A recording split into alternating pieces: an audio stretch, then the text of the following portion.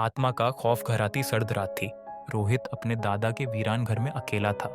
घर के चारों तरफ सिर्फ जंगल था और हर तरफ अजीब सी खामोशी फैली हुई थी। पुराने लकड़ी के फर्श की चरमराहट हर कदम पर डर को और गहरा कर रही थी। रात का तीसरा पहर था जब अचानक खिड़की पर झोर की दस्तक हुई। रोहित ने झिझकते हुए खिड़की खोली। बाहर सिर्फ काले घने अंधेरे के अलावा कुछ नहीं था। लेकिन जैसे ही उसने खिड़की बंद की, उसे अपने पीछे किसी के चलने की आहट सुनाई दी। वह तेजी से पलटा, लेकिन कमरे में कोई नहीं था। हवा अचानक भारी हो गई। दरवाजे अपने आप जोर जोर से खुलने और बंद होने लगे। कमरे में रखे शीशे पर एक धुंधली आकृति उभरने लगी। वह आकृति धीरे धीरे स्पष्ट हुई। यह एक महिला थी जिसकी आंखें जलती हुई अंगारों जैसी लाल थीं और उसके लंबे काले बाल हवा में लहरा रहे थे। महिला ने अपनी गहरी डरावनी आवाज में कहा, तुमने इस घर में कदम रखा है, अब तुम इसे छोड़ नहीं सकते। रोहित का पूरा शरीर कांपने लगा।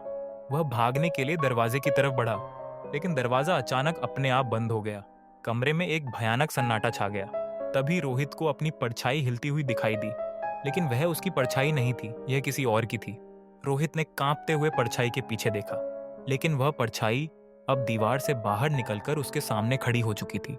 कमरा ठंडा और अंधेरा होता जा रहा था और रोहित महसूस कर रहा था कि कुछ बहुत बुरा होने वाला है।